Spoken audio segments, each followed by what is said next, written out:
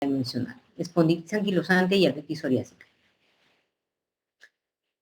Vamos a ir primero de un caso clínico, como les había mencionado en las clases, bueno, en los talleres que tenemos con los alumnos de la rotación, es que siempre primero tenemos que ir de la clínica para hacer el desarrollo luego de nuestros síndromes y así poder orientarnos para todo lo que nos compete después del plan de trabajo y posteriormente el tratamiento.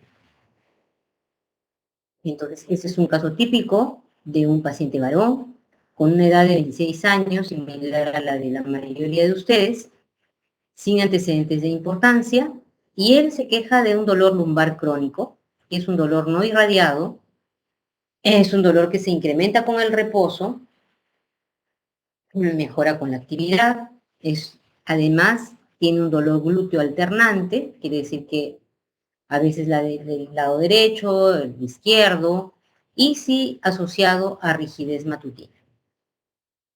El paciente se automedica con AINES con mejoría.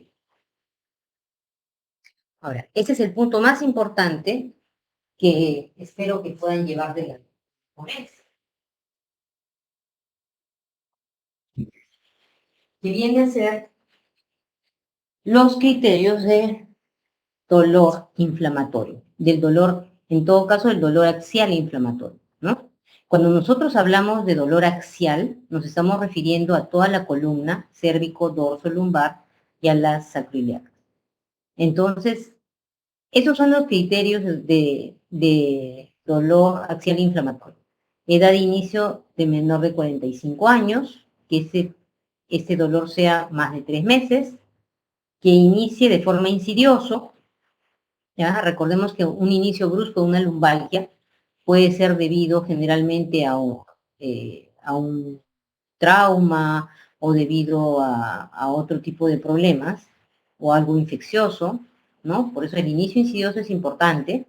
La rigidez matutina más de 30 minutos, que mejore con el ejercicio, que empeore con el reposo, y en ese caso el dolor puede ser tan intenso que lo puede despertar, especialmente en la segunda mitad de la noche, y que el paciente tenga la necesidad de levantarse para mejorar. Cuando el paciente se levanta y camina, mejora el dolor, ¿no?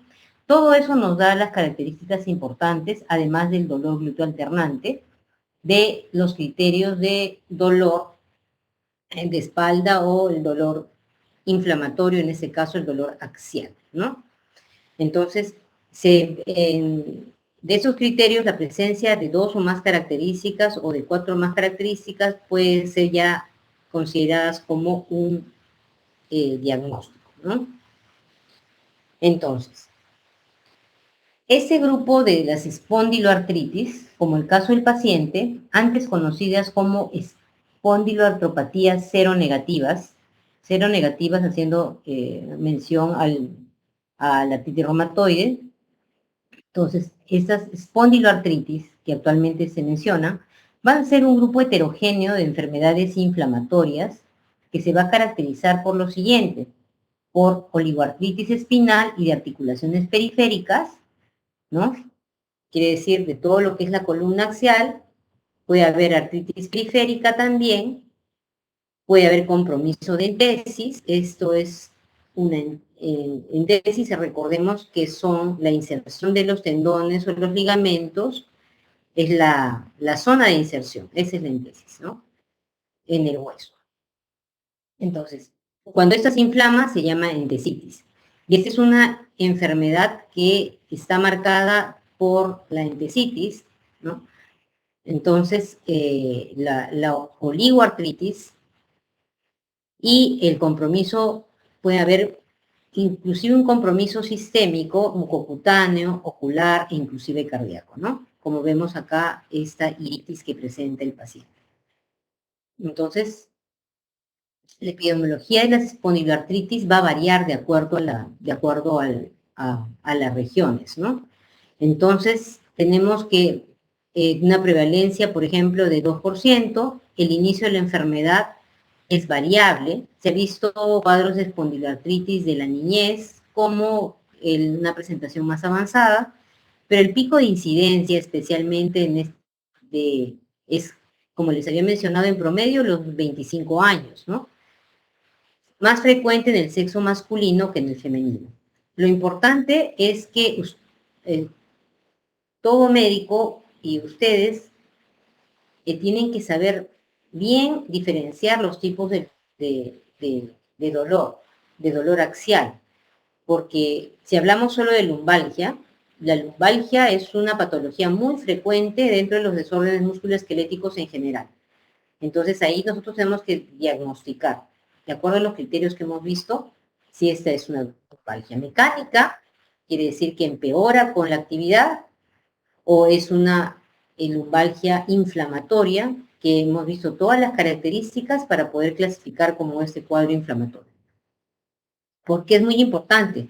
Porque hay un retardo en el diagnóstico de hasta 10 años entre el inicio del primer síntoma y el diagnóstico. ¿Por qué? Porque los pacientes llegan a automedicarse con antiinflamatorios y obviamente van a sentir mejoría parcial, entonces eso va haciendo que el retardo del diagnóstico sea un problema en el tiempo.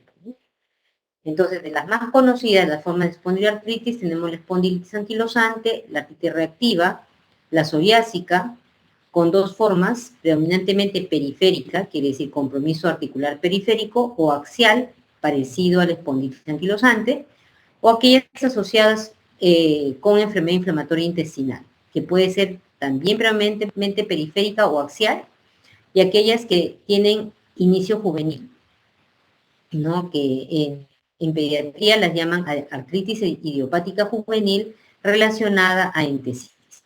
Y aquellas que no se definen, que son las indiferenciadas, ¿no? Esa es la clasificación antigua.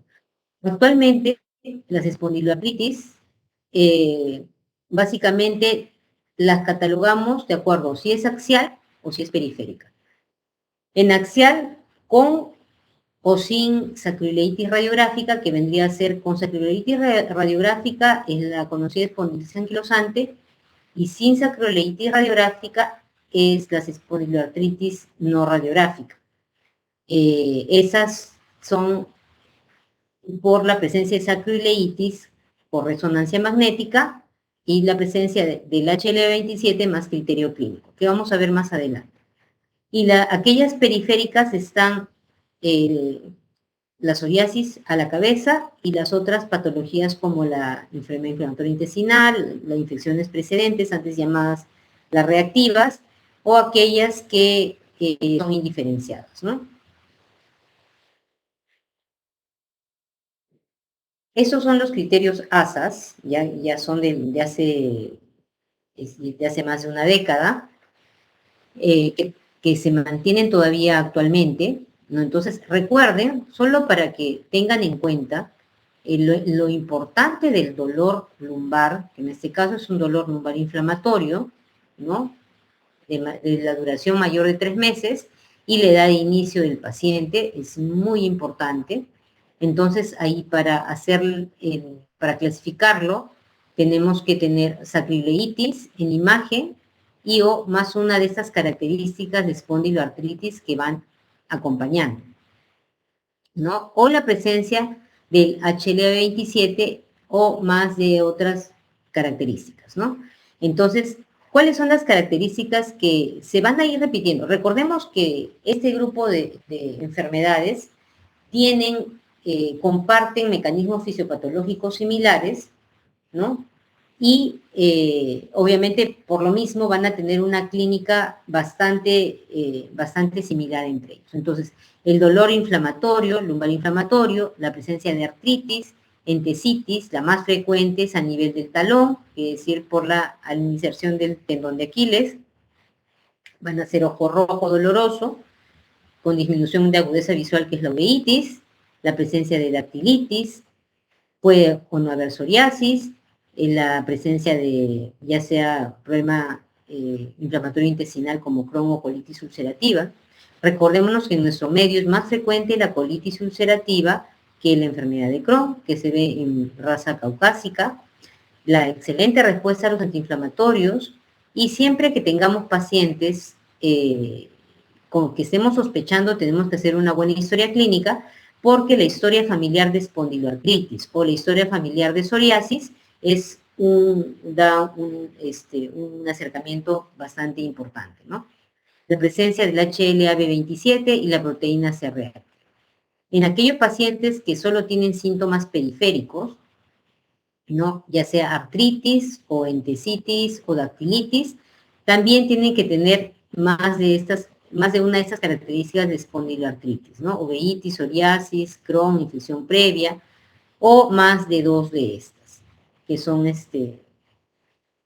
sea, recuerden, estas enfermedades están relacionadas. Artritis, que generalmente es oligoartritis, y de miembros inferiores, entesitis, y también la presencia puede haber, en el caso de algunos pacientes, ojo rojo doloroso, que vendría a ser la uveitis. Entonces, veamos nosotros acá en el estadio no radiográfico, ¿ya? Cómo es la línea del tiempo que habíamos mencionado, ¿no? Muchos pacientes pierden la oportunidad de tratamientos precoces porque no tenemos, no se le hace un diagnóstico precoz, ¿no? Entonces, estos pacientes con cuadros no radiográficos que podemos detectarlos inicialmente de compromiso sacroiliaco, por ejemplo, acá a nivel de la resonancia, cuando vemos el edema óseo, ¿sí? Entonces, esto es mucho, cuando toman un paciente una radiografía, no vamos a ver nada, pero sí en resonancia se puede ver un compromiso, es un estadio no radiográfico. Ya cuando vemos ya pacientes con estadios radiográficos, que acá ya se ve la esclerosis a nivel de articulación sacroiliaca, ya hemos perdido varios años de la detección, ¿no? Y obviamente ya en estadios más avanzados en la que ya va a haber anquilosis a nivel de sacroiliacas, también esta es la famosa imagen en caña de bambú.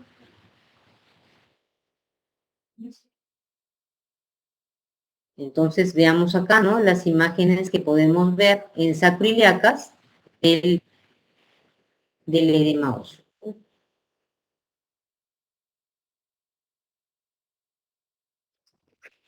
Entonces, esto es la especificación de las variables. Este es el dolor lumbar inflamatorio, que ya les había mencionado, muy importante, que ya eso espero que todos lo recuerden. O sea, esta es cuando tengamos un dolor, ya sea cérvico, dorso, lumbar, tenemos que ser muy específicos con preguntar cómo es su forma de inicio, obviamente tener en cuenta la de la persona y sus características de ser inflamatorio.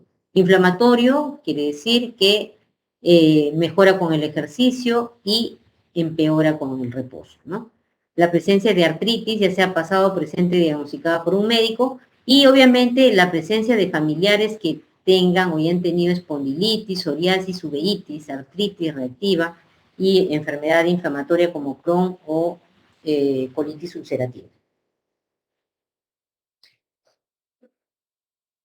Entonces, psoriasis, historia, igual la presencia de enfermedad inflamatoria, dactilitis, ya sea presente o historia de dactilitis diagnosticada por médico, entesitis en el talón, quiere decir la tumefacción y el dolor a nivel de exploración en la inserción del tendón de Aquiles, o también otra entesis importante a nivel de la fascia plantar en el calcáneo, ¿no? Son zonas de entesis muy importantes en ese tipo de patologías. La uveitis anterior, presencia o historia de uveitis anterior confirmada por oftalmología, y estos pacientes van a tener una buena respuesta a los AINES. Entonces, es la sacroiliitis que les había mencionado por resonancia, ¿no? Con el edema óseo que se va a ver intenso, ahí como están viendo ustedes.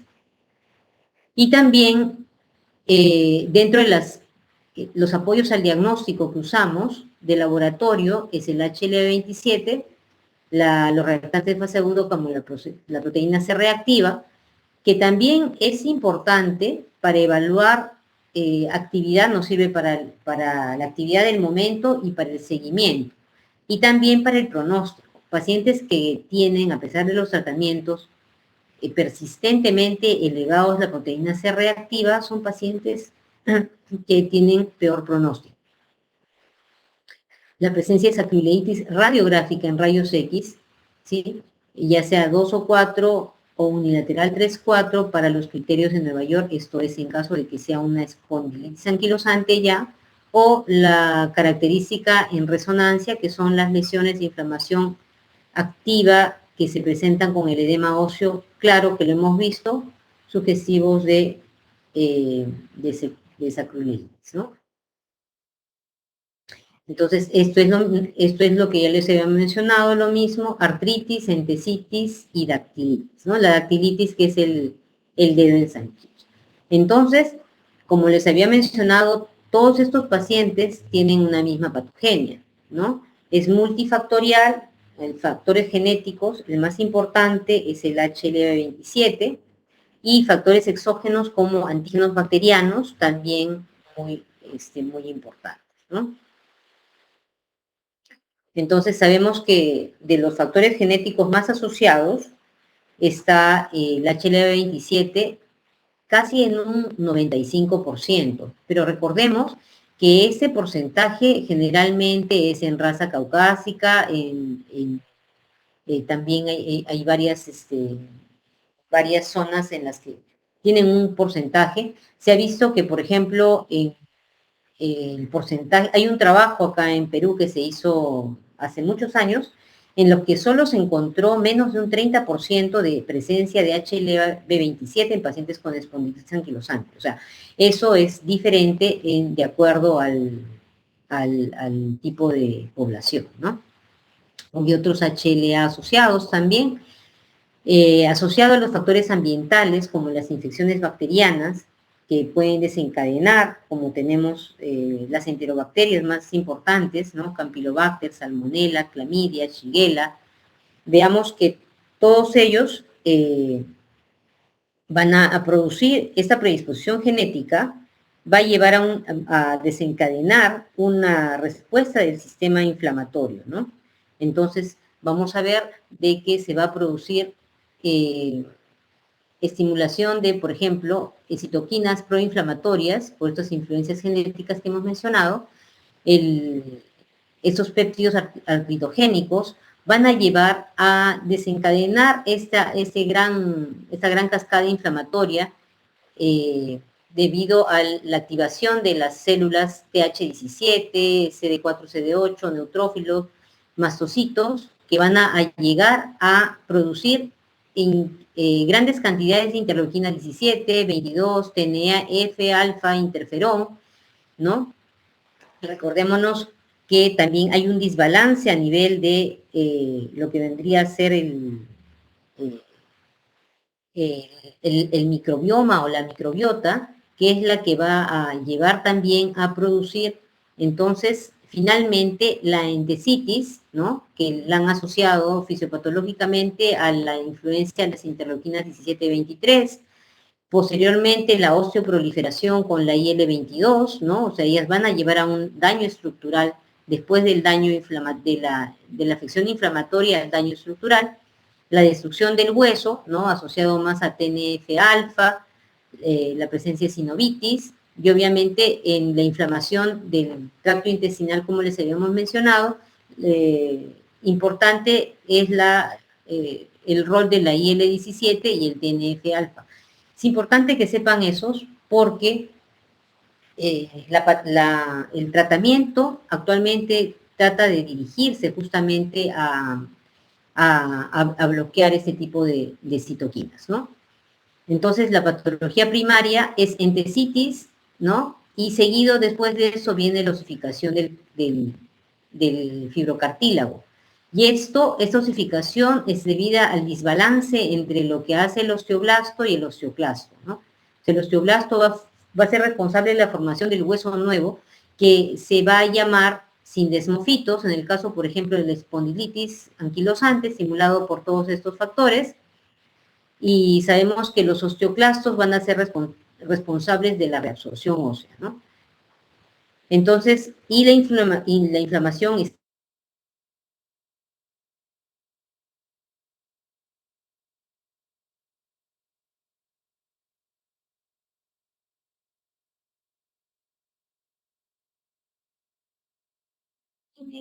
tracto gastrointestinal, y en resumen acá lo que les había mencionado, la IL-17 y la IL-22 van a jugar factores tanto para actuar a nivel de inflamación y la osteoproliferación.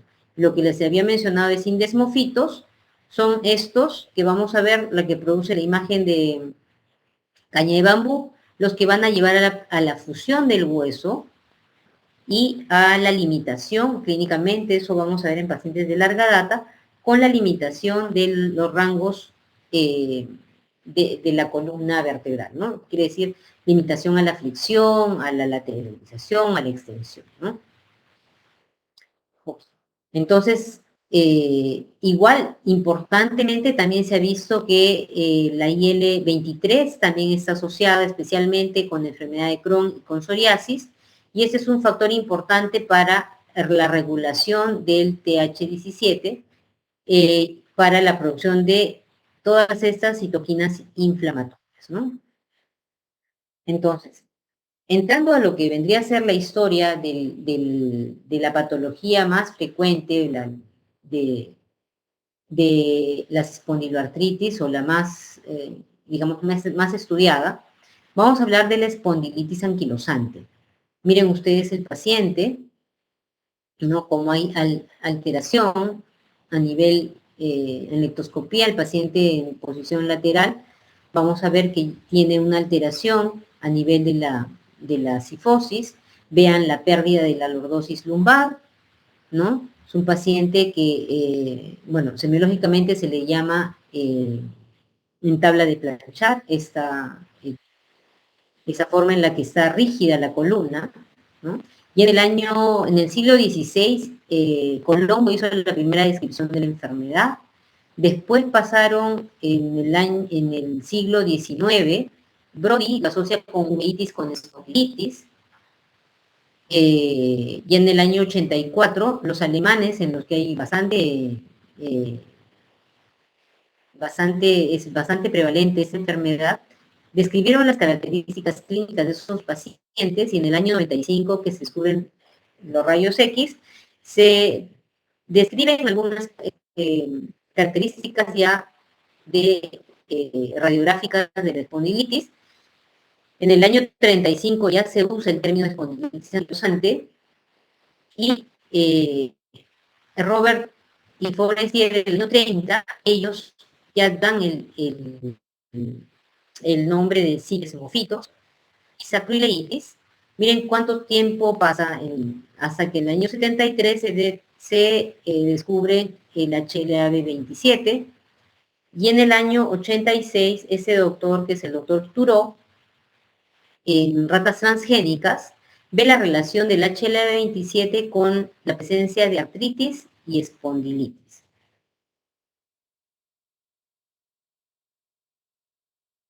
Entonces, concluiríamos que esa espondilitis es la enfermedad reumática inflamatoria del esqueleto axial, ¿no? Que se caracteriza por la formación de un hueso nuevo que puede llevar a la formación de sindesmofitos, no se olviden los sindesmofitos, que va a llevar a anquilosis espinal de sacroiliacas y la presencia también de entesofitos. Su prevalencia en general no es alta, la relación varón-mujer 2:1,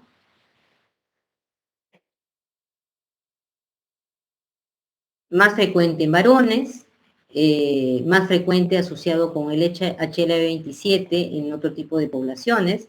Recordémonos que, por ejemplo, en caucásicos es casi el 90%, pero en africanos, en asiáticos y nosotros también en latinoamericanos o mestizos, la proporción es menor, ¿no? Como les había mencionado, un estudio de hace años son menos del 30%, y vean que en africanos menos del 1%. Los criterios clínicos muchas veces van a estar ausentes en el 60% del curso temprano de la enfermedad. Por eso, lo más importante es la lumbalgia o la cérvico-dorso-lumbalgia inflamatoria, ¿no? Entonces, muy importante encontrar a un paciente en un estadio preradiográfico, ¿sí? Quiere decir que el dolor lumbar es importante y si encontramos, si sospechamos, tiene algo de dolor glúteo, encontrar, ser más precoces con estudios como la resonancia magnética, ¿no? Porque de acá a acá, hasta que encontremos los sindesmofitos, ya han pasado con seguridad más de 10 años. Los criterios de Nueva York, en todos estos años ustedes comprenderán que han habido muchos criterios, bastante buenos todos, pero en los cuales se conserva como un criterio que no se ha modificado hasta el momento en relación a espondilitis anquilosante, que son los criterios de Nueva York del año 84, 1984. Si ustedes se dan cuenta, o sea, criterio clínico, dolor lumbar y rigidez al menos de 3 meses de duración que mejora con el ejercicio y no alivia con reposo, quiere decir igual, ¿no? Es una lumbalgia inflamatoria. Son las características de la lumbalgia inflamatoria. El punto 2 es la limitación de la movilidad de la columna en los planos frontal y sagital, ¿no? Que eso vamos a ver en la clinimetría, en la evaluación clínica, y la limitación de la expansión torácica respecto a los valores normales para edad y sexo. El criterio radiológico va a ser por sacroileitis bilateral, grado 2 a 4, y sacroileitis unilateral, grado 3 y 4. Pero como les menciono, diagnóstico definido es si está presente el criterio radiográfico con al menos un criterio clínico. O sea, y recordemos que la parte del criterio clínico, la más importante es la número 1 y es la que yo les digo y les insisto que es lo más importante que ustedes deben sacar de esta clase. Saber diferenciar qué es un dolor axial inflamatorio, cérvico, dorso, lumbar. ¿Por qué les digo axial? Porque la mayoría habla de lumbar. Pero vemos nosotros pacientes, inclusive especialmente las mujeres, que no hacen los cuadros típicos de los varones, que es el cuadro lumbar. Ellas hacen cuadros un poco más raros, pero que son más con cervicalgia. Y hay que saber diferenciar ese dolor. Por eso les digo dolor axial inflamatorio. Es muy importante. Muy bien. Entonces, en la sensibilidad y sensibilidad del 76%, especialidad del 99%, ¿no? Entonces, al menos un criterio clínico y el criterio radiológico, ¿no? Entonces, acá podemos ver ya en esas radiografías la presencia de sacroileitis, ¿no? Que esa ya es una sacroileitis radiográfica. Entonces, esos pacientes van a tener en el curso de la enfermedad, aparte del dolor inflamatorio, del dolor axial inflamatorio, rigidez, van a tener dolor en el tórax, porque recuerden que a nivel también, a nivel de las inserciones, tanto, ahí tenemos muchas entesis, ¿no? Todas las zonas de inserción, entonces puede haber dolor torácico, puede haber sensibilidad desarticular, dolor en general, hombros, caderas, subluxación cervical, puede haber osteoporosis. Osteoporosis porque ustedes han visto que uno de las, hay mucho, cuando hay muchas citoquinas inflamatorias, igual va a haber y hay producción, por ejemplo, también hay interacción de la parte del fisiopatológicamente en osteoporosis hay un incremento en la reabsorción ósea, entonces se ha visto que esos pacientes, a pesar de que tienen estos sindesmofitos, pero pueden tener fracturas vertebrales, ¿no? Hipercifosis por fracturas, fiebre, pérdida de peso, fatiga, son algunas de las cosas que pueden tener los pacientes. Entonces, en la mañana con el grupo de alumnos justamente estábamos repasando la clinimetría de este grupo de pacientes, ¿no? Como ven acá, primero siempre inspecciona, vemos acá, este es un joven, ¿no? Más o menos de 25 años, y vean, una de las medidas que se evalúa es la distancia del occipucio, que es la parte más prominente del cráneo, hacia la pared, ¿no? Esa es la distancia occipucio-pared, que ustedes sí se imaginarán, si hay rigidez en la cervical, ese paciente no va a llegar a tocar la pared, ¿no? Obviamente, tener en cuenta que para eso el paciente tiene, para el examen clínico, el paciente tiene que estar sin zapatos, tiene que apoyar los talones en la pared y hacer esa evaluación, ¿no? O la distancia también del trago pared. Entonces, esto es parte de la clinimetría que nosotros hacemos una puntuación que se conoce como BASMI, ¿no? Ahora, la rotación cervical. Hoy día también conocieron el goniómetro, ¿no? En el goniómetro nosotros vamos a ver cuánto el paciente, ponemos en 0, y cuánto es la rotación cervical del paciente. Eso también tiene valoración porque nos va a dar una puntuación, ¿no? Si es más de 70 grados, será un puntaje de 0 y así va bajando, dando la puntuación para lo que vendría a ser la evaluación clinimétrica del paciente. La expansión torácica, a nivel de la mama, es 1 centímetro por encima, ¿sí? Hacemos al paciente que haga una expiración máxima, luego una inspiración y se toma la medida, ¿no? Se hace 2 veces y se toma el promedio de esas medidas. Lo normal de la expansión torácica es mayor de 5 centímetros, ¿ya? Como en el caso acá me tiene como... Es mayor de 5 centímetros la expansión torácica. El test de Schober modificado, ¿ya? O sea, hay el test de Schober, que es el corto y el largo. Entonces, el test de Schober, a nivel de las espinas ilíacas posterior-superiores, se hacen los puntitos, ¿no? Y se mide 10 centímetros para arriba, como estamos viendo, y al paciente con las rodillas extendidas, sin flexionar, se le dice que trate de tocar el suelo con las manos, y entonces tenemos la primera, paciente hace el intento y vemos cuánto está acá. Por ejemplo, acá está en 15. Entonces, eso es normal, porque el Schober es normal si es mayor o igual a 5, ¿no? Entonces, acá está en 10 y acá el paciente llega a estar en 15. O sea, es un Schober normal. La flexión lateral lumbar, ¿no? También es para evaluar a nivel vamos a medir desde un paciente sin que flexione las rodillas, medimos la distancia del tercer dedo hasta el piso, ¿sí?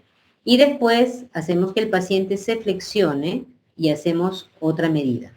Hacemos nuevamente una medida y estas dos, distancia 1, distancia 2, sacamos un resultado. Lo normal de esto viene a ser 10 centímetros. Igual, tiene una valoración de acuerdo al grado de compromiso que nos va a servir para la clinimetría, ¿no? Esas son especialmente porque también se hace la distancia intermalleolar, ¿sí? En práctica traten de hacerlo con sus docentes. También un examen importante es el examen para la evaluación de la compresión directa de las sacroiliacas, para definir dolor a nivel sacroiliaco, y el signo de Patrick o Favere, en la que se le hace una rotación externa a nivel de la cadera y podemos tener dolor a nivel sacroiliaco, ¿no? Entonces, estas maniobras hay que hacerlas en paciente en la práctica con sus médicos. Entonces, en las imágenes, vamos a pedir radiografías de columna. Hemos hecho conmigo, bueno, el grupo del hospital hemos hecho la parte de imágenes y hemos podido evaluarlos o ver sinesmofitos. También en esta presentación vimos los sinesmofitos ahí en la radiografía.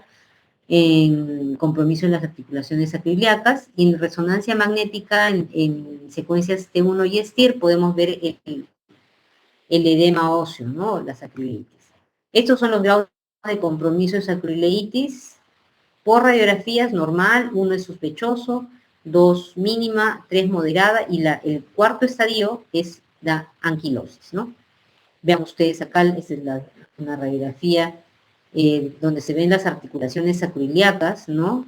Con esclerosis, vean ustedes, con una marcada esclerosis, que sería sacroileitis bilateral, ¿sí? Por radiografía. Pero no solo eso, recuerden que esta patología es una patología que produce compromiso de articulaciones, generalmente de miembros inferiores, y generalmente es oligoartritis, comprendiendo que la oligoartritis es de 4 o menos, hasta 4 articulaciones. Entonces, veamos acá, este es una articulación coxofemoral en la que vemos ya hay un compromiso, tenemos esclerosis subcondral y disminución del espacio articular, igual que acá. Entonces, acá tenemos radiográficamente un paciente que tiene una sacroileitis bilateral con una osteoartritis de caderas que vendría a ser secundaria a la espondilitis anquilosante en este caso, ¿no? Entonces acá están los grados, acá vemos el grado 1, ¿no? Mínimo compromiso, en el grado 2 hay un pseudo ensanchamiento, en el grado 3 ya vemos la esclerosis subcondral y hay zonas inclusive ya de estrechamiento, y en el grado 4 ya está anquilosada, ya no vemos las sacroiliacas,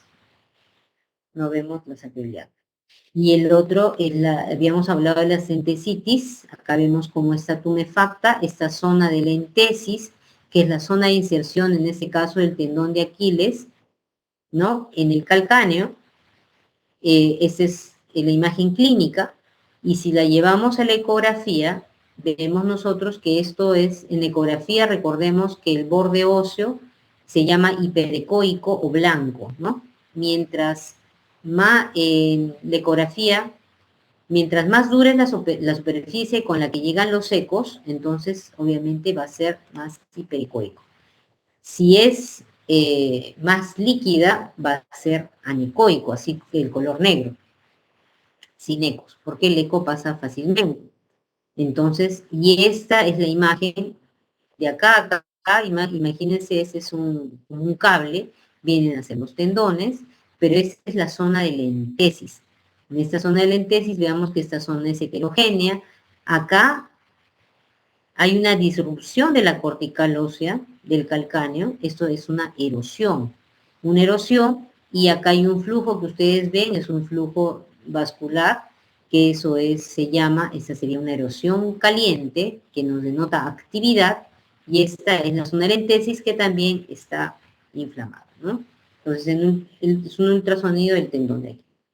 ¿Qué otras manifestaciones de la espondilitis importantes que no debemos olvidar? Igualmente que en la artritis reumatoide, que puede hacer manifestaciones extraarticulares, acá también puede hacer otro tipo de manifestaciones, como por ejemplo uveitis anterior aguda, que puede llegar al glaucoma y a la ceguera, no se olviden.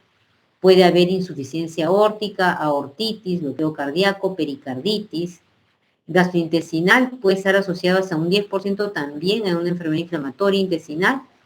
Puede haber lesiones macroscópicas que pueden denotar un tanto actividad. Por eso es importante estar siempre viendo, evaluar cómo está si el paciente tiene o no tiene anemia. Si el paciente tiene o no tiene anemia. Y si es que es así, poder enviarlo a una evaluación por gastroenterólogo para, si es necesario, una endoscopía, si tenemos un TB no positivo, por ejemplo, ¿no? En la parte respiratoria, a diferencia, si ustedes recordarán, ya han hecho clases el día de ayer de esclerosis sistémica, en artritis reumatoide también, las enfermedades autoinmunes sistémicas dan compromisos pulmonares, generalmente son vivasales, a diferencia del espondilitis anquilosante, en la que la fibrosis se presenta en un porcentaje pequeño, pero a nivel de los lóbulos superiores. Puede haber también engrosamiento pleural y un compromiso pulmonar restrictivo, ¿no? Y eso pulmonar restrictivo por el compromiso por la anquilosis también que pueden tener de la caja torácica, ¿ya? Entonces, a nivel de la parte renal, siempre estar evaluando, porque estos pacientes pueden hacer proteinurias, muchos de ellos pueden ser por nefropatía asociada por IgA, o pueden ser raramente, pueden hacer por una amiloidosis secundaria a la enfermedad de larga data. En piel, siempre buscar también problemas de onicopatía o psoriasis. Recuerden que esta patología también puede presentarse, también puede haber psoriasis también, sin necesariamente ser una actitis psoriásica, ¿no? O sea, puede ser una manifestación asociada. Y a nivel del hueso ya habíamos hablado que puede haber osteopenia o osteoporosis y hay que estar cuidando al paciente porque puede hacer fracturas, compresión y puede ser grave a la afección de las vértebras cervicales o también a nivel del, pueden sufrir los pacientes un síndrome de Cauda-Equina, ¿no? ¿Cuáles son los objetivos del tratamiento de esos pacientes? Lo primero, controlar los signos y síntomas, o sea, de la actividad de la enfermedad, el dolor, la rigidez matutina y la fatiga. Y mejorar su función, su movilidad espinal, su actividad y participación y su productividad. Recuerden que estos pacientes son pacientes que son jóvenes. Entonces, reducir o prevenir el daño estructural tanto de articulaciones periféricas, axiales, de la síntesis y finalmente mejorar la calidad de vida de los pacientes. Es muy importante. Por eso es que ustedes verán que nosotros hablamos mucho de la clinimetría para evaluar la actividad de la enfermedad y para evaluar también el daño, ¿no? O sea, la movilidad espinal la hemos visto con las evaluaciones que hemos hecho, eso nos ayuda a ver cómo está yendo el paciente, ¿no? Entonces, no olvidemos que a todos los pacientes debemos educarlos, hacerles terapia física, su rehabilitación es muy importante. Y algo interesante que es que los pacientes tengan grupos de pacientes, ¿no? Que finalmente son grupos de soporte y que van a ayudar, los pacientes entre ellos mismos inclusive hay asociaciones de pacientes, ¿no? Entonces, en los pacientes que tienen compromiso periférico y axial, en todos, inicialmente es el uso de los AINES. Recordemos que en la enfermedad periférica podemos usar otro tipo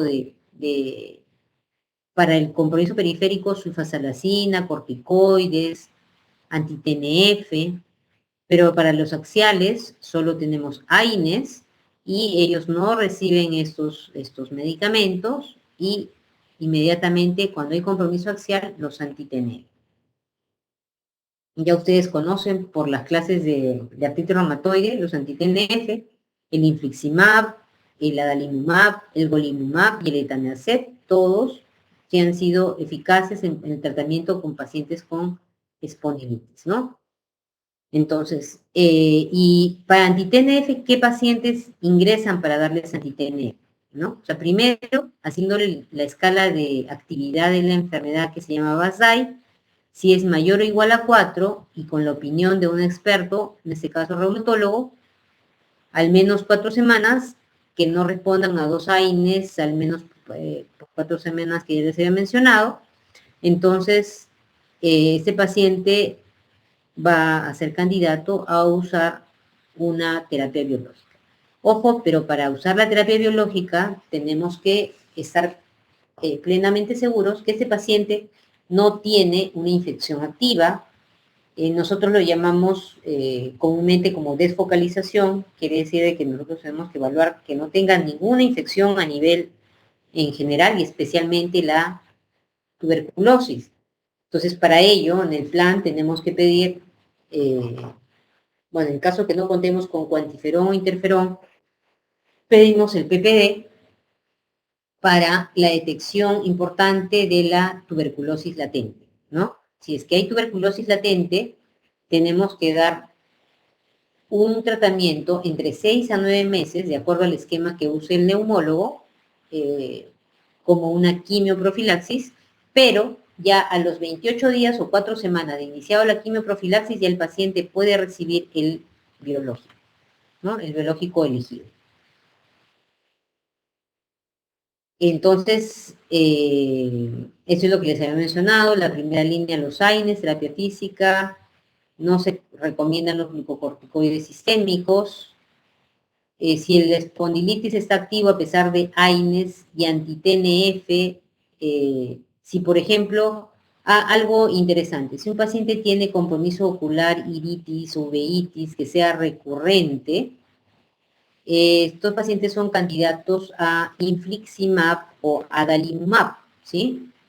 Los otros biológicos no tienen impacto a nivel del ojo. Entonces, si yo tengo mi paciente con espondilitis y tiene una uveitis, ¿no? Una uveitis anterior, entonces el, el medicamento recomendado sería o infliximab o adalimumab. ¿Y uso cuál? Por ejemplo, el infliximab es un medicamento que ustedes saben que se da vía endovenoso y la frecuencia es ya cuando está con un tratamiento ya pasó el de inducción, es cada 8 semanas, pero es endovenoso.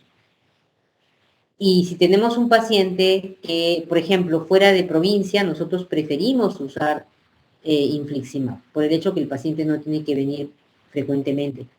Pero, por ejemplo, en pacientes que sí viven acá en Lima y tienen uveitis, nosotros preferiríamos usar por uveitis adalimumab.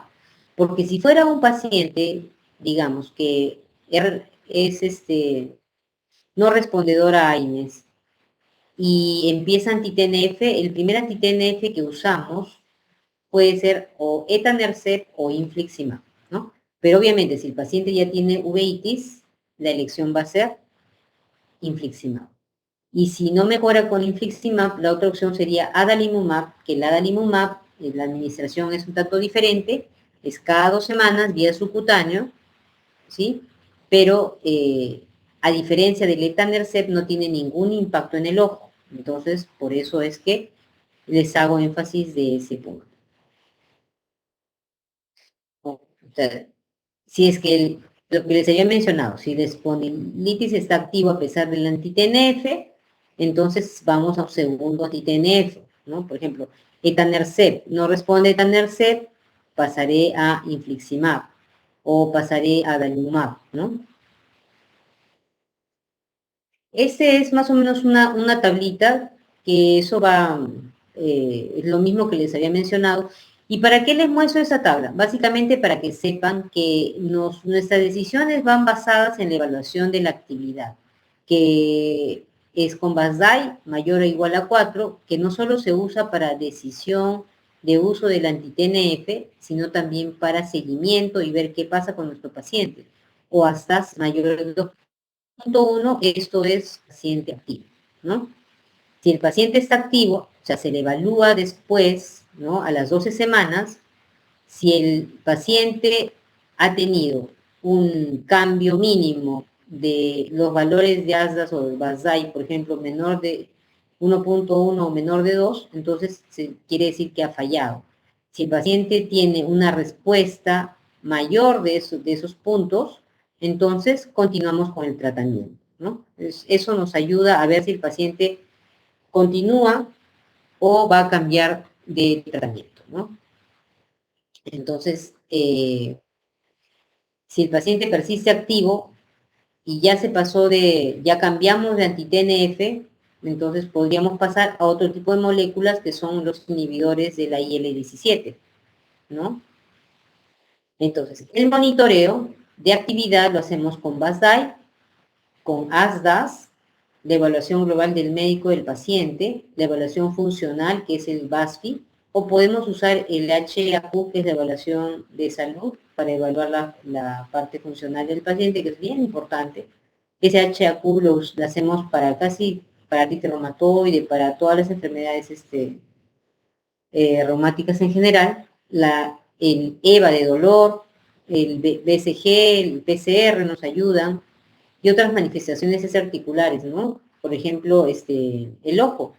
El ojo que la evaluación también por el oftalmólogo que nos diga ya se controló o no se controló la uveitis activa. También la resonancia,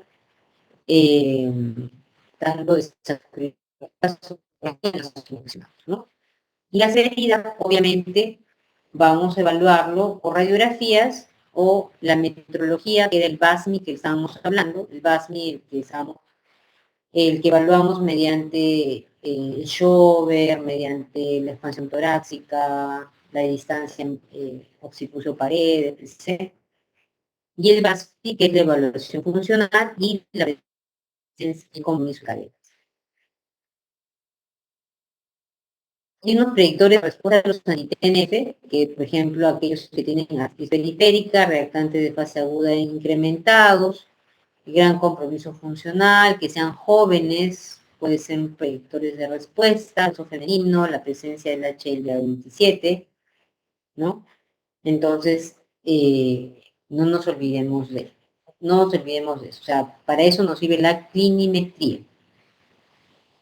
Ahora tenemos este es otro caso, un paciente de 49 años, ¿sí? Casi le dobla la edad al paciente del caso anterior, tiene psoriasis desde el año 2009 y presenta dolor y tumefacción de rodilla izquierda, de codo izquierdo y de tercer dedo de mano derecha.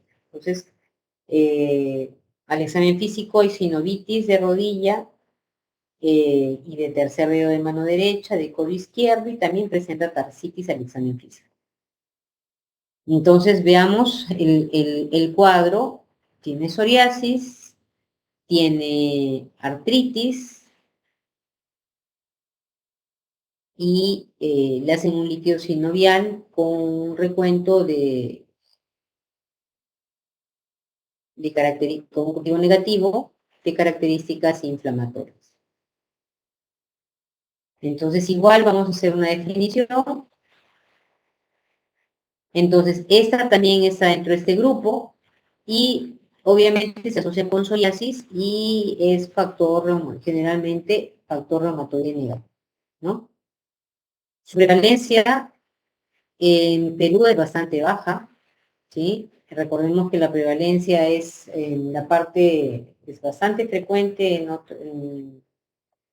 es más frecuente en Europa. En Perú es en un estudio que se hizo hace unos años, es de 0.05%, también con una incidencia baja. Se ha visto que un 30% de los pacientes con psoriasis pueden llegar a presentar artritis psoriásica. Y se ha visto que la psoriasis se puede desarrollar después de presentar artritis casi en un 15% de los casos. O sea que primero los pacientes años de tiempo desarrollan. Veamos, esa es una estadística que no creo que haya cambiado tanto, pero en el año 2018, en consulta externa de mi hospital, el Hospital Revalviati, teníamos solamente diagnosticados 120 pacientes con artritis psoriásica, ¿no? Y recordémonos el volumen de artritis reumatoide que tenemos son más de 2.100, ¿no? Vean ustedes cuál es la prevalencia, así nada más de un centro grande, pero dicho sea de paso, las artritis psoriásicas son patologías igual con las vías patogénicas caracterizadas, en este caso, HLA-C06, igual los factores ambientales, ¿no? El compromiso de la piel, ¿no? La sintesis, ¿no? Y la inflamatoria es similar a la que ya habíamos mencionado. Y recordemos que la artritis psoriásica es más aparatosa clínicamente que una artritis reumatoide. ¿ya? Eso es bien, bien importante. Esta patología tiene criterios que se llaman criterios de Caspar, ¿ya? Y también lo importante es que haya presencia, evidencia y autorización. Y de cualquiera, si el paciente tiene psoriasis actual o historia personal de psoriasis, historia familiar de primero o segundo grado de psoriasis. Si presenta distrofia de uña psoriática, también si hay factor reumatoide negativo, si hay dactilitis,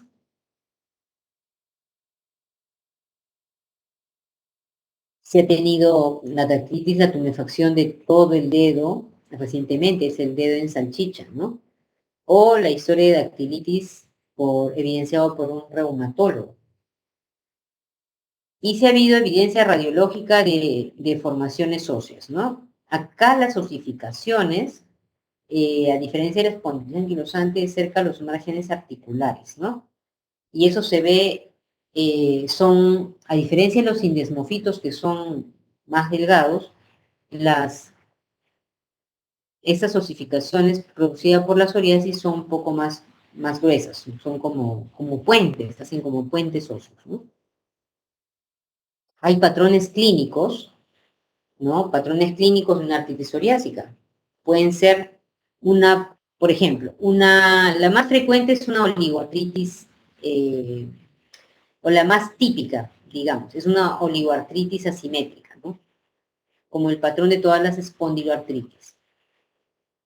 Pero también puede presentarse como una poliartritis simétrica tipo artritis reumatoide, ¿no? Bastante importante. O puede ser un compromiso predominantemente de las interfalángicas distales. O puede ser predominantemente una espondiloartritis, ¿no? Hasta un 70% puede ser como espondiloartritis. O puede ser un tipo que es bastante infrecuente, felizmente, porque es muy destructiva, que lleva al que se llama la artritis mutilans. Hoy día discutíamos de un caso de una paciente hospitalizada que tiene artritis reumatoide, pero tiene un antecedente de psoriasis, ¿no? Pero ella tiene factor reumatoide negativo y en el momento, y nunca ha hecho dactilitis. Eso recordemos, porque la dactilitis es una de las características clínicas, por decir más patognomónicas, en los pacientes con artritis psoriásica, ¿no? Casi más de un 30% se presentan con dactilitis, acá ven ustedes el dedo en salchicha, en su primera presentación, ¿no? Y prácticamente 48% lo van presentando durante su seguimiento. O sea, yo diría que raramente habrá un paciente con artritis psoriásica que no haya hecho dactilitis o que no tenga dactilitis, ¿no? El otro punto importante es la psoriasis. Recordemos que la psoriasis no solo hay que evaluar, hay zonas ocultas de psoriasis que pueden ser, por ejemplo, periumbilicales, pueden ser a nivel del pliegue interglúteo, a nivel de la zona del cuero cabelludo o del retroauricular, ¿sí? Pueden ser el pitting, ¿no? Un pitting o un punteado a nivel de las uñas. Mayor de 10 es patológico, mucho ojo, ya eso está dentro de lo que vendría a ser onicopatía. Y vean ustedes esas lesiones en las uñas. A veces cuando algunos alumnos presentaban su historia clínica, en el relato de la enfermedad, perdón, en el examen físico, ponían paciente con, en la evaluación de la descripción de la uña, ponían onicomicosis. Ojo que la onicomicosis es un diagnóstico, ya es un diagnóstico. Entonces, uno hace diagnóstico de onicomicosis ya cuando tenga todos los, obviamente tendrá tu raspado, cultivo, qué sé yo, ¿ya? Esta presentación la podemos describir en el examen físico, ¿no? Como que hay eh, si hubiese presencia de onicolisis, hay un incremento del trofismo de la uña, etc. Pero no podemos decir eh, de plano que es onicomicosis. Veamos que es alto el compromiso de las uñas, en un 60%. Entonces, tenemos la entesitis también. Se ha visto que en el debut casi un 40% y durante el seguimiento hasta un 80%. ¿Y cuáles son las más frecuentemente comprometidas? Igual que en todas las espondiloartritis. ¿Qué entesis tenemos que evaluar y buscar ahí? Es la del Aquiles, vean acá, ¿no? Ve la tumefacción, y cuando yo palpo le duele, es una entesitis, y de la fascia plantar. Esta es la fascia plantar, que se ve acá, y nosotros buscamos acá dolor y la tumefacción de la fascia plantar. ¿Qué comorbilidades importantes tenemos que considerar también en la artritis psoriásica? La presencia también de iritis o uveitis en aquellos que hacen compromiso axial, tipo espondilitis anquilosante. Puede haber alta prevalencia de enfermedad inflamatoria intestinal asintomática, ¿ok? Para ello hay que estar mucho ojo con la parte de, cuando lo examinemos, si el paciente tiene anemia, estudiar por qué es la anemia, ¿no? Puede ser porque hay una pérdida por el tubo digestivo. Los pacientes pueden hacer linfedema, amiloidosis, síndrome metabólico y enfermedad cardiovascular. Esos dos puntos son importantes y difíciles de controlar en ese tipo de pacientes. Los pacientes con psoriasis me recuerdan a los pacientes con gota, porque son pacientes metabólicos y muy difíciles muchas veces de ser adherentes al tratamiento. Y como tienen síndrome metabólico, obviamente pueden estar con aterosclerosis coronaria y llevar a infarto de miocardio, y en algunos casos muerte. Entonces, dentro de la parte de educación del paciente, que es para todas las patologías, es muy importante incidir en los buenos estilos de vida, ¿no? Una dieta saludable, todo ello, y ejercicio físico. Entonces, en radiografías vamos a ver siempre alteraciones. Recordémonos que erosiones. Vean ustedes acá desde varios pacientitos, lo que les había mencionado. Vean acá en estas imágenes, va a haber imágenes inclusive de una mutilans en la que hay reabsorción de la articulación, de la falange. Puede haber anquilosis, hay erosiones también. Tenemos acá, miren, pueden tener también sacroileitis bilateral, compromiso espinal. Vean la diferencia de los que hacen la psoriasis de tipo espondilitis, hacen unos puentes óseos. Vean, esos puentes óseos son bien gruesos. Los indesmofitos de la espondilitis son más delgados, como acá, como si tuviera un margencito nada más. En cambio, los puentes gruesos así intervertebrales se ven con frecuencia en los pacientes con artritis psoriásica con compromiso espondilítico, ¿no? Vean también a nivel de la resonancia. Y obviamente es bien interesante, por ejemplo, estas son imágenes ecográficas en los que se planteó una presencia de esos 5 puntos de inflamación que tiene un paciente con artritis psoriásica, ¿no? O sea, el paciente hace esto, es una articulación, ¿sí? Una articulación, y acá lo que ven ustedes con flujo es la sinovia, quiere decir acá hay sinovitis, que es de la artritis, es una articulación pequeña, una metacarpofalángica posiblemente. Hacen tenosinovitis, que se ve bien, este es el tendón sin Doppler, tendón con Doppler, vean ustedes, y la entesitis. Acá tenemos entesis, hipoicoica, y con Doppler Ahí. Y acá vemos inclusive una erosión, ¿no? Y esta es una uña, porque actualmente se está postulando que la uña es como una microentesis. Esta es una uña normal, miren, y esta es una uña patológica de un paciente con artritis psoriásica, con mucho flujo, ¿sí? Eh,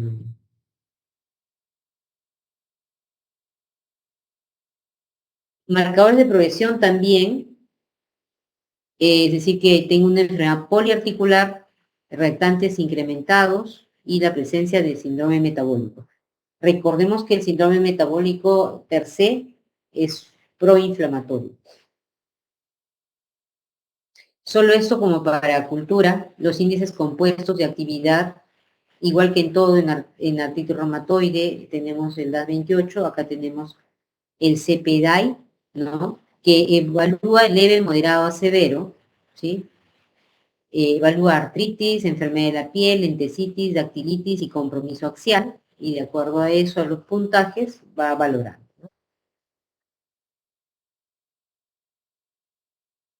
La severidad igual, mediante el grapa, acá es viendo cuántas articulaciones periféricas, si tiene daño o no daño, si pérdida de la función, la calidad de vida también, así se evalúa la severidad de la enfermedad. Y de la piel, el PASI es una evaluación de la piel que hacen los dermatólogos, ¿no? Si es menor de 5 es leve, si es menor de 10 es moderado y mayor de 10 ya es un puntaje severo. Igual acá si tiene compromiso axial, es Basay más de 4 moderado, y si ya no tiene respuesta, ya es severo, ¿no? Ya. Y la presencia de dactilitis también va dactilitis y entesitis, ¿no? O sea, los principios para el tratamiento va a ser, ya sabemos que es una enfermedad potencialmente severa, el tratamiento multidisciplinario es importante. Quiere decir, el reumatólogo, el dermatólogo, el cardiólogo, el oftalmólogo, si hubiese compromiso del ojo, medicina física, ¿no? Los pacientes metabólicos pueden hacer también diabetes, tal vez entre los endocrinólogos, el tratamiento tiene que ser multidisciplinario. El tratamiento debe tener una decisión compartida, evaluando eficacia, seguridad y costos. Nosotros los reumatólogos con los dermatólogos, nosotros evaluamos la parte musculoesquelética y los dermatólogos la piel, haciendo el PASI y controlando la parte de la piel. El objetivo finalmente va a ser mejorar la calidad de vida y controlar los síntomas y prevenir el daño de estos pacientes y que estos pacientes puedan retornar a su vida social, ¿no? Sin dolor, sin, sin dolor y puedan retornar a su actividad laboral, ¿no? Es tan importante. El manejo de las manifestaciones extraarticulares, ya les había mencionado, cardiovascular y metabólico es muy importante. En los objetivos es la remisión o mínima actividad, igual que en artritis reumatoide. El uso de los DARMS, infiltraciones, todo ello. Estas son medidas de grapa para enfermedad mínima, ¿no? O sea, si yo digo mi paciente ha respondido, tiene que tener menos de una articulación dolorosa y tumefacta, tiene que tener índice de actividad menor de 1, el EVA de dolor. En este caso estamos hablando, menos de 15 dice, pero es de una escala de dolor del 0 al 100. Igual la apreciación global del paciente es también del 0 al 100. Cuestionario de salud, el HAC menor o igual a 0.5. Con un grupo de ustedes podemos hacer un HAC a una paciente con artritis reumatoide. Lo óptimo es estar menor o igual a 0.5, ¿no? Y que tenga entesis dolorosas máximo 1, menor o igual a 1. Y este score lo alcanzamos con 5 de estos 7 criterios. Entonces, si el paciente tiene, por ejemplo, artritis periférica que no responde a un DARME, se va a optar por los DARMES biológicos, ¿no? Si tiene entesitis dactilitis, que es insuficiente AINES o infiltraciones puntocorticoides, hay que darle biológico, por ejemplo, anti-TNF. Si hay un compromiso axial activo con respuesta insuficiente AINES, irá de frente, si es axial activo, a DARMES biológicos, que vendrían a ser los anti-TNF. Si fallan a biológicos, hay que cambiar otro biológico, incluyendo cambio de anti-TNF o cambio de tipo de molécula, como son las IL-17. ¿Qué DARMES usamos? Metotrexate, sulfa, leflunomida, ciclosporina. Y acá tenemos todos los estudios que avalan esos tratamientos. ¿Y qué biológicos? Tenemos todo este grupo de biológicos, que el ustekinumab, por ejemplo, que está dirigido, es un anticuerpo monoclonal completamente humano, dirigido contra la IL-12-23, ¿no? Que está a este nivel. Los inhibidores de la IL-17, conocido como secukinumab, ixekizumab, y este Brolulamab fue retirado por intento, ideación suicida de uno de los participantes, ¿no? Acá tenemos todos los estudios de secukinumab, que son los Future, en los que se comparan con placebo y ven la reducción de la progresión del daño estructural. Otros inhibidores de moléculas pequeñas, como el apremilast, el tofacitinib, la Premilas no hay acá en el medio, pero ha sido interesante como el primer biológico oral para la artritis psoriásica, ¿no? Este es el Apremilast, el tofacitinib, que es un inhibidor de la llanoquinasa, también tiene sus estudios, varios estudios que lo respaldan, con mejorías hasta inclusive de 50-60% mejorías clínicas, ¿no?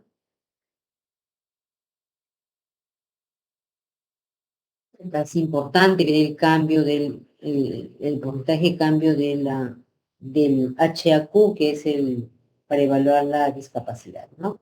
Entonces recordemos acá que en caso de dactilitis, en la artritis psoriásica, acá se hizo una revisión en lo que se demostró que el anti-TNF tiene la misma eficacia que el ustekinumab, el secukinumab y el ixekinumab en la dactilitis.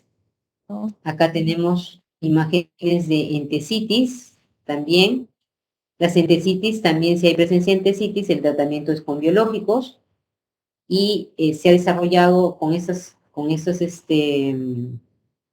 nuevos equipos de ultrasonido, podemos hacer un seguimiento adecuado. Y actualmente en ultrasonido podemos evaluar la piel de la psoriasis, ¿no? Y también podemos evaluar la ecografía de la uña, como es la uña psoriática también, que se le ha considerado como una potencial microentesitis, ¿no? Y actualmente están haciendo estudios de capilaroscopía. O sea, las recomendaciones son parecidas a las que hemos hecho eh, eh, con espondilitis, a diferencia nada más que si un paciente tiene entesitis y dactilitis, no pasa por otros DMARDs convencionales, sino de frente va a anti-TNFs, ¿no? Y obviamente, si hay compromiso de piel, la terapia tópica que la va a dar adicionalmente dermatología, igual para la uña psoriática, ¿no? Y estos son los dominios que uno tiene que considerar. Si es solo periférico, axial, entesitis, dactilitis, piel o uña, de eso va a depender el tratamiento que se le vaya a dar. Y hay recomendaciones del EULA, que en realidad lo que se va incrementando en esas recomendaciones son los nuevos medicamentos que se están usando. Y creo que con esta ya faltan 2 diapositivas. Veo inquietos a alguien que está hablando ahí, tiene su micrófono activado. ¿Alguien quiere mencionar algo? Bueno, acá tenemos entonces. Este es un cuadrito bien interesante que resume de las espondiloartritis. Por ejemplo, veamos que la edad de inicio son bastante jóvenes, ¿no? Pacientes los más jóvenes son las espondilitis anquilosantes, ¿ya? Y los otros no pasan están por los 30, menos de los 40 años. Vean la relación varón-mujer, es predominantemente en los hombres en espondilitis y en las reactivas. ¿Sí? En la artritis psoriásica la relación varón-mujer es igual, no hay diferencia. Articulaciones periféricas afectadas es poco frecuente en la espondilitis, muy frecuente, recuerden que puede haber una variedad de artritis psoriásica poliarticular tipo artritis reumatoide en un 96% y en artritis reactivas también. ¿Ya? El compromiso axial, obviamente, el 100% va a ser en espondilitis o en artritis reactiva en algunos casos, y en psoriasis, un 50% de los pacientes pueden hacer ello y un 30% en las inflamatorias intestinales. Entonces, la dactilitis es una característica clínica muy frecuente en artritis psoriásica, que no se va a encontrar en espondilitis. En espondilitis no hay. Infrecuente en artritis reactiva y ausente también en las enfermedades inflamatorias. La entesitis es muy frecuente en artritis psoriásica como en espondilitis, infrecuente en los otros tipos de espondiloartritis. Y la psoriasis, como ven, se puede presentar en cualquier espondiloartritis, Obviamente, en la artritis psoriásica es 100% y un 10%, o sea, poco porcentaje en las otras, pero sí puede haber.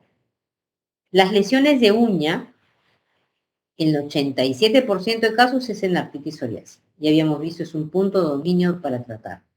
Infrecuente en las otras patologías.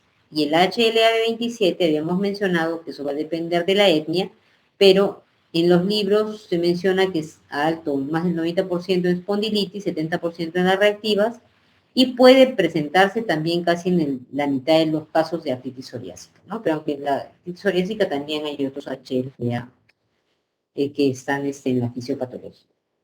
Entonces, la conclusión, nada más para recordar que este grupo de artritis inflamatoria comparten características fisiopatológicas, clínicas, radiográficas, ¿no? Genéticas, van a compartir todo ello. Los nuevos criterios de clasificación ASAS, proveen nuevos estándares para la clasificación en axiales o periféricas, ¿no? Y nos ayudan para un diagnóstico temprano de espondiloartritis axial, que nos permitiría llegar antes a este tipo de pacientes. Pero ya saben que depende de ustedes que hagan primero, lo más importante, el saber que es un dolor axial inflamatorio.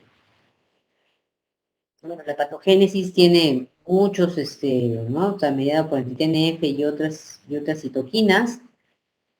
Existen índices generales y específicos de severidad para evaluar estas enfermedades, eso para nosotros se llama clinimetría, y el tratamiento está centrado alrededor de los AINES, con poca eficacia mostrada en los DIMERS, ¿no?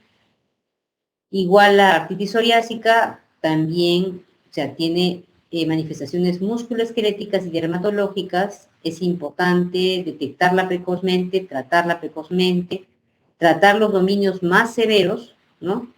Ya sea artritis periférica, enfermedad axial, entesitis, dactilitis, compromiso de piel y uñas. Entonces, es muy importante. Recuerden, hay 5 dominios de la psoriásica. El manejo multidisciplinario y concomitante de las comorbilidades metabólicas y cardiovasculares, ¿no? Porque tal vez mi paciente está muy bien de la artritis psoriásica, pero se muere de un infarto miocardio.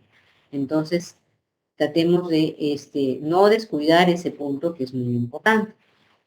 El uso de la clinimetría para artritis psoriásica es complejo, es bastante complejo, pero la clinimetría, recuerden que es tanto reumatólogo como dermatólogo, dependemos de ellos, porque ellos van a hacer su score de PASI, que es la evaluación del área de psoriasis comprometida, y nosotros nuestra evaluación tipo artritis reumatoide en articulaciones tumefactas y dolorosas. Y por imágenes ayudaremos haciendo ultrasonido, nosotros los reumatólogos que hacemos músculo esquelético, y la resonancia también, obviamente, especialmente para la parte axial, es decir, para la columna, también para las acroiliacas, y también la resonancia puede ser de las entesis, ¿no? pero es bastante caro. Entonces, un ultrasonido bien hecho nos ayuda para eso. Ya hay un score ecográfico que se llama MASEI para evaluación de, que está validado, que es para evaluación ecográfica de las entesis en pacientes con espondiloartritis.